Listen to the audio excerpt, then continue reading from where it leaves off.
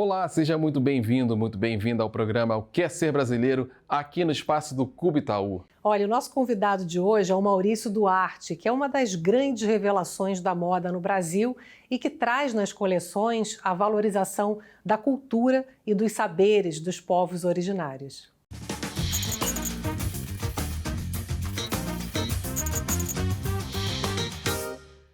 E a gente já está aqui com o Maurício Duarte. Maurício, que bom te receber, seja bem-vindo. Obrigado pela sua presença. Muito obrigado pelo convite, fico muito feliz em poder estar aqui com vocês. Quem é você? Então, eu sou Maurício Duarte, eu tenho 28 anos, eu sou indígena caixana do Amazonas, do Alto Solimões. Eu sou um grande sonhador. Eu falo que entender o nosso lugar de origem, entender a nossa importância no mundo, ela é o que direciona, né, a gente para essas escolhas. E tem 8 anos que eu moro em São Paulo, eu sou formado em moda pela Faculdade de Santa Marcelina e atualmente tive a oportunidade de estrear no São Paulo Fashion Week, né, em 2022. E já trabalho com a minha marca desde 2017, né, entendendo aí esse caminho de empreender nesse Brasilzão que é tão desafiador, né? Ainda mais falando sobre artesanato, sobre arte, sobre ser indígena, sobre trazer a linguagem do norte para a roupa e, né, para esses diálogos mais abertos. Você está falando da sua origem e aí eu queria saber sobre a sua família, sobre seus pais, sobre como é que era a vida lá na sua terra. Então, eu cresci no interior, eu cresci em Iranduba, né, que é uma cidade bem próxima a Manaus, e lá a gente vivia com tudo, da casa de farinha, a colheita do urucum, a colheita do guaraná. Então, a minha vivência sempre foi livre, que é o oposto que a gente vive nessa grande selva de pedra, né, que é São Paulo. Então, quando eu lembro, eu tenho uma frase muito bonita que o Ailton Krenak fala, né, sobre esse lugar ali, que a árvore está ali, mas você não pode subir na árvore. O rio está ali, mas você já não pode mais tomar banho porque está tudo sujo. E eu vim desse outro lugar, onde era possível tomar banho, onde era possível subir na árvore, onde eu entendia o tempo, né, do plantio para colher as coisas. E é uma mudança assim muito forte, mas ter a vivência de estar nesse lugar que é o Amazonas, que é Manaus, que é Iranduba, é entender que aquela imensidão de floresta que a gente tem ali é o que faz com que a gente consiga construir uma vida que entenda a importância da prosperidade da terra, de pisar no chão, de entender realmente o tempo das coisas, né? E nada mais, a minha vida aqui em São Paulo nada mais é do que isso, né? Essa distância da família, né? Um lugar ali onde a gente sempre tem a mesa posta, com tudo ali, com a família inteira sentada para comer. Hoje essa mesa é minha e do meu cachorro. Então hoje Dá saudade, né? essa troca, né? Conta um pouquinho dos seus pais, assim, o que eles faziam, o que eles fazem. Os meus pais, no começo, eles trabalhavam com agricultura. Quando a gente mudou para Manaus, eles começaram a trabalhar com artesanato. Então, a arte e o artesanato vêm desse lugar de ver minha mãe trabalhando, meu pai. Eles trabalhavam com pallet, com a madeira de pallet, Sim. que normalmente transporta as grandes peças do distrito industrial. E isso era sempre descartado. E aí o que eles faziam? Transformavam em móveis, coisas de decoração, né? Essas estruturas para cozinha, sabe? Era tudo transformado ali. E aquela era a referência que eu tinha do artesanato de empreender. Comecei a vender as minhas peças acompanhando a minha mãe nas feiras de artesanato. Minha mãe nunca soube vender, ela não sabia falar, e eu falo pra caramba, então ela me levava para ajudar ela a vender.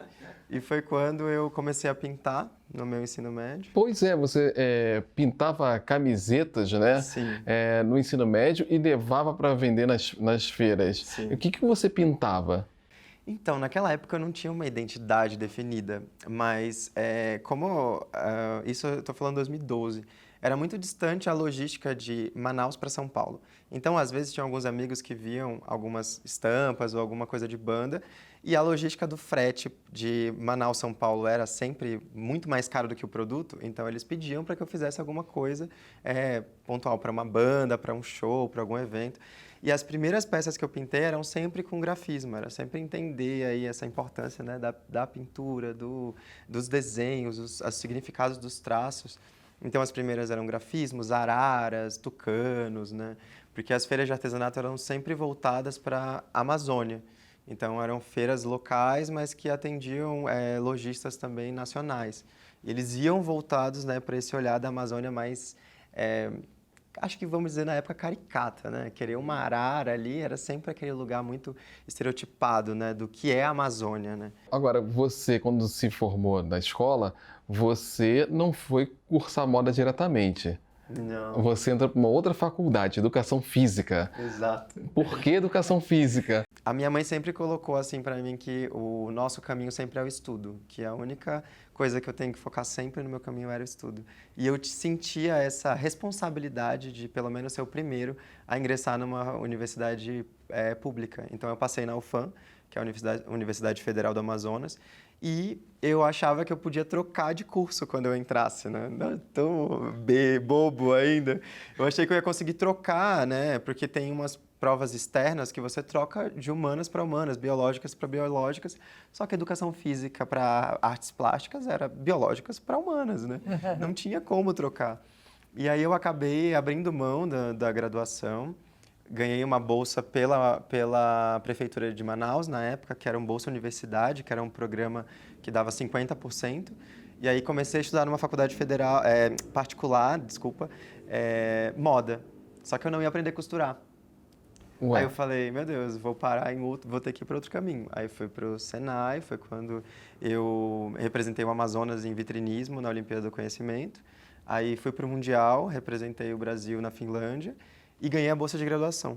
Aí eu escolhi a Santa Marcelina, né? Porque era, né, nossa estrutura de moda é a faculdade que mais encaminha para a criatividade, né? Incentiva esse processo criativo. Isso E aí, lá ainda. isso aqui em São Paulo. Isso já Aí aqui foi em São quando eu Paulo. mudei de Ah. Manaus para São Paulo para estudar isso moda. em que ano?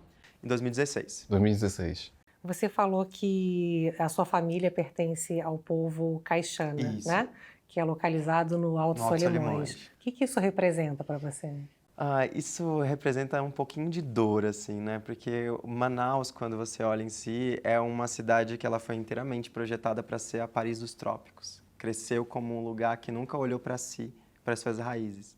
Então, a minha ligação, né? A minha etnia, o meu povo vem da minha avó, que foi uma mulher que eu perdi em 2013 e que pouco se falava naquela época sobre a gente questionar, olhar para a gente, né? E se questionar.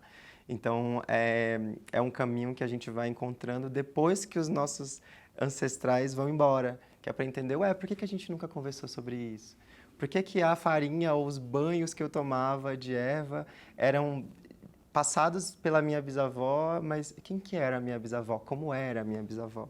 Então, eu sempre comparo duas coisas. A gente aqui no Brasil não tem os mesmos registros que as pessoas, por exemplo, que têm uma ascendência europeia têm. Ela consegue encontrar o sobrenome dela e parar numa árvore que ela saiba tudo. A gente ainda sofre para encontrar realmente, né? Eu falo até assim de tipo mexer nos documentos e tentar chegar num município para conhecer mais parentes meus, porque a gente não tem registros dessas coisas, sabe? Mas demorou muito para minha mãe também se olhar e se entender como uma mulher indígena, entender que para além dos nossos nomes em português, a gente tem um nome indígena, a gente tem, né, uma continuação ali que precisa ser levada. Teve algum momento, assim, que você se conectou mais à sua ancestralidade? Quando eu saí de casa. Quando eu saí de casa, eu entendi que tudo isso aqui que a gente vive é totalmente o oposto do que é a minha conexão da minha vivência, né, de território, né, a gente fala assim que a cultura indígena, ela é tão forte no sentido do respeito que a gente tem pelo nosso lugar, pela nossa casa enquanto terra, que eu vejo, quando eu cheguei aqui, eu falei, cara, isso é um desrespeito. Como se vive apressado, o tempo que você não tem para você e com o outro, os lugares que você não, por exemplo, você vai para um parque, né, aqui, você não pode fazer inúmeras coisas, que você vai para um quintal de alguém que tem um rio, você pode entrar e tomar um banho. Então, são trocas, né, que a gente fala assim, qual é a moeda de troca que a gente está fazendo quando a gente não entende a importância das nossas raízes, né? Quando eu cheguei aqui, eu também fui muito questionado, porque as pessoas sempre perguntavam se eu era mestiço. Você é mestiço? Aí quando eu falava que eu era indígena, sempre vinha essa coisa assim, eu falava, mas tudo tá lá, tudo veio do Amazonas, né? A minha raiz está inteira ali. A gente tem a junção, né, do Nordeste, né? Porque a gente para olhar o período triste da borracha que foi para o Amazonas, a gente consegue ver a migração em massa que aconteceu do Nordeste, Pernambuco, né? Então, a gente tem essa mistura, eu tenho essa minha, como é que eu posso dizer assim? Eu não tenho as minhas dúvidas, mas o outro sempre te coloca em dúvida. Mas você não é mestiço? Não, eu sou indígena. E aí isso chega num lugar que você começa a se resguardar, né? Numa faculdade extremamente elitizada, num lugar onde quando você fala de Manaus as pessoas ainda falam de índio, ainda falam tribo, ainda faziam, né, brincadeiras como, mas você ia como de cipó?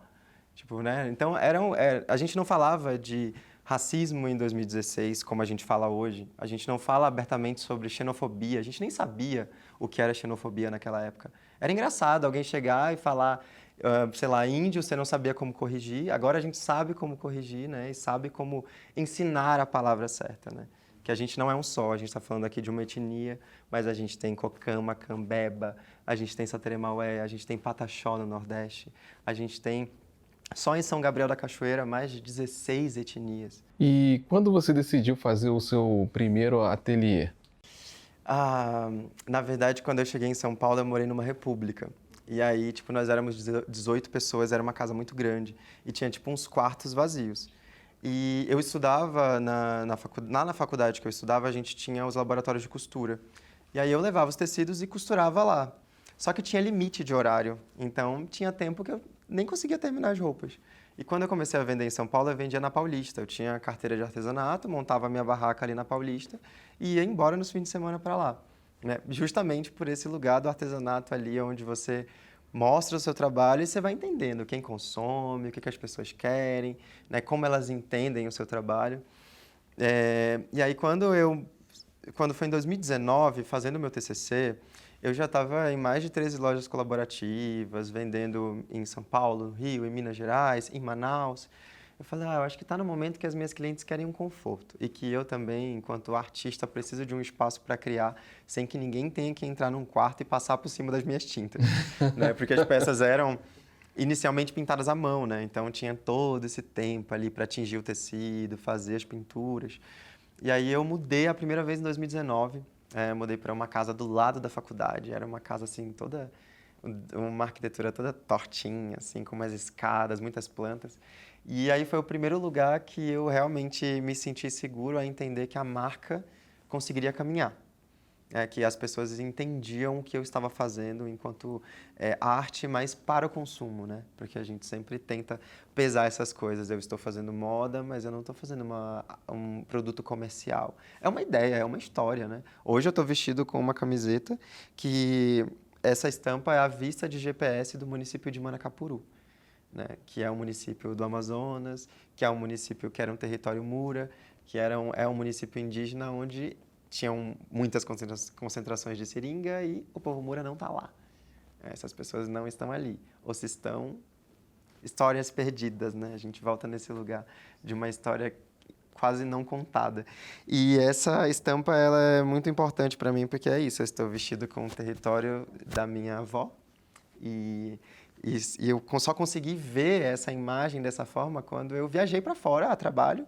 E eu mexendo no mapa do avião, dei um zoom, né? Estava indo para Paris, e aí eu ali olhando curioso, mexendo no mapa e comecei a ver os desenhos dos rios, como desciam as calhas dos rios.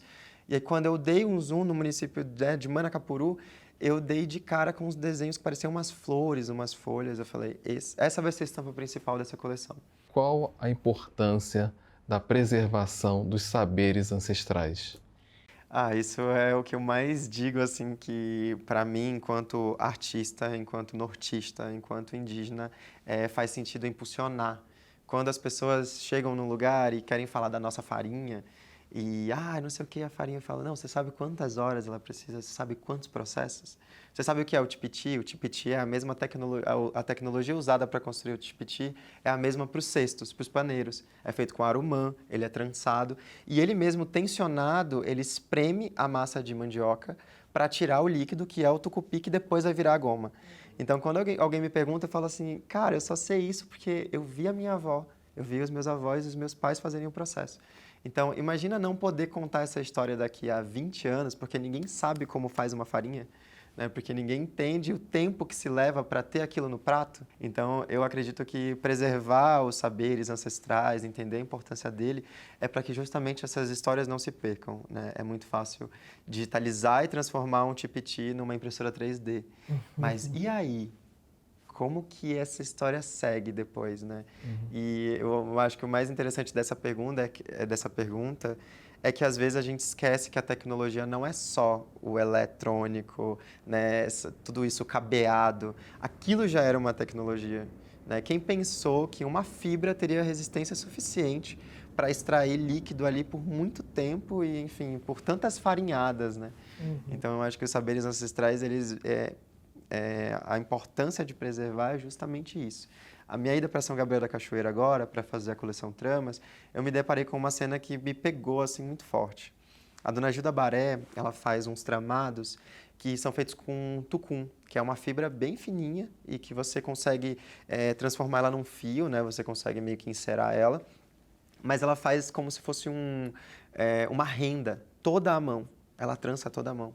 E eu perguntei dela se tinha mais alguém lá em São Gabriel que fazia. Ela disse que não, porque ninguém tem mais paciência. Tá todo mundo, os mais novos estão no celular, né? Então a gente acaba perdendo porque vai mudando essa estrutura de valor, né? Hoje eu quero voltar para lá e lembrar do paneiro de outra forma, porque eu sei o valor que aquilo tinha e eu ainda continuo sabendo o valor que essa fibra tem, que a construção tem, que a técnica tem, né?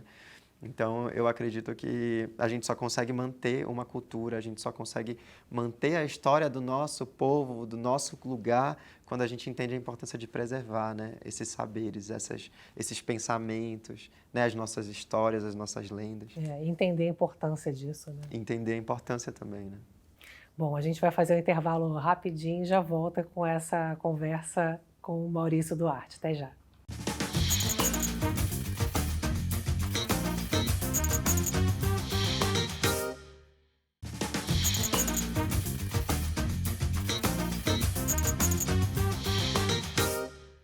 O QS é Brasileiro está de volta aqui com a conversa com o Maurício Duarte.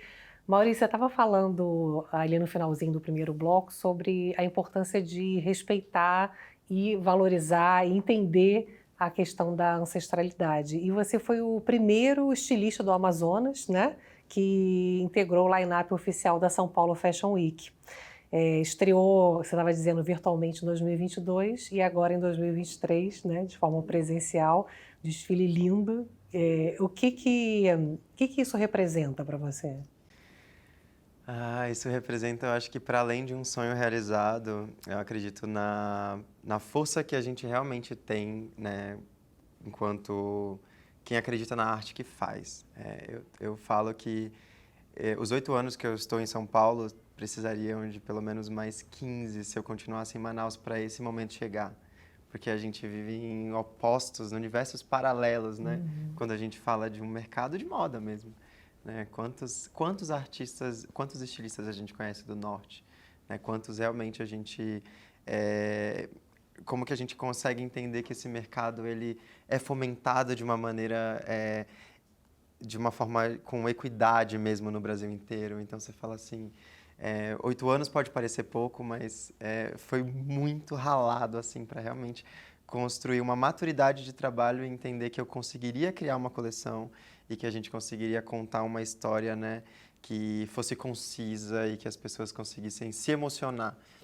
Porque eu acredito que a moda, por muito tempo, ela sempre foi esse lugar onde as pessoas estão ali esperando esse esplendor, eu quero já sair vestida. Mas e a emoção mesmo? Quantas pessoas conseguem... Quais os desfiles emocionam? Quais as histórias emocionam, né? Quando eu fui convidado ano passado, eu falei assim, só faz sentido aceitar esse convite se eu puder voltar para casa e trabalhar com os meus. Só faz sentido estrear nesse lugar se eu puder primeiro contar uma história que as pessoas possam voltar várias vezes nela e assistir e entender o que eu estou fazendo, né? Porque é aquilo, né? Tem o consumir, mas tem também o entender o que eu estou consumindo. E dentro do meu trabalho eu quero isso. Eu quero que as pessoas possam entender o que elas estão vestindo, né? O que eu quero falar o que a gente quer contar com essa mensagem, né? E aí a coleção Igarapé, que foi a estreia, ela foi gravada na aldeia Iambé, que é Ticuna e Sateremaué, que fica lá em Manaus, né, nas proximidades de Manaus. Nós gravamos no Tumbira, né, que é uma reserva de desenvolvimento sustentável, é onde a gente junta tudo o que a gente é enquanto nortista, que é indígena, ribeirinho. Tem uma parte que é a coisa mais linda, assim, que a gente está pintando lá na reserva, lá no Tumbira. A gente está pintando, eu estou fazendo um grafismo em frente à Sapopema, e a Sapopema ali é a grande mãe. Quem avisa, é alta, né? Então, tem ali o silêncio em volta, e então gravar naquela cena, né, naquele lugar, era falar assim, olha, quando eu começo uma coisa, eu peço licença, e além de pedir licença, eu sempre olho para o chão para entender o que vai subir, o que vai construir disso, né? E a coleção Trama que você lançou esse ano na São Paulo Fashion Week, já em desfile presencial, que foi badaladíssimo, super elogiado, né? E foi realmente incrível. Você trabalhou com várias etnias, né? Colaborando com você. Como é que foi esse trabalho? O que me levou a trabalhar com a coleção Tramas e criar o enredo da Tramas partindo do Arumã e do Tucum foi que quando você chega em Manaus para comprar alguma peça de artesanato, você nunca sabe qual foi a etnia que fez. Você não sabe o significado do grafismo, né? Quando é de um outro povo. E eu falei assim, não, eu quero saber de onde veio esse Arumã, quem faz esse Arumã. E São Gabriel é muito forte na construção das cestarias, de Arumã, das esteiras. O Cildo Rick é um designer também indígena, Piratapuia, que estreou no Brasil Eco Fashion. Eu falei, amigo, eu estou indo para o seu território, me indica lugares, eu quero conhecer as artesãs que desenvolvem. Então, eu fui parar na Açaia, eu fui parar em comunidades, né, no Areal, onde uma família inteira curipaco trabalha com as cestarias, enfim. E foi ali o momento que eu entendi que não chega, às vezes, essas informações porque não tem uma logística estrutural como marca, como empresa, como negócio.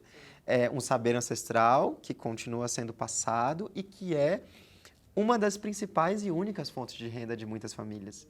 Então, para que às vezes eu vou pensar em colocar um papel com o meu nome, com a minha etnia, e sabe? Não tem esse pensamento. É produzir, levar para vender, gerar recurso, né? Enfim, e continuar esse movimento acontecer. Só que eu falei, não, eu não quero levar daqui paneiro, eu quero uma saia. Aí eu cheguei com o seu José e falei, seu José, você está vendo esse cesto? A gente vai aumentar esse cesto, vai fazer uma abertura para acinturar, para tramar como um corset, né? Ele falou, uma saia? E como ela vai sentar?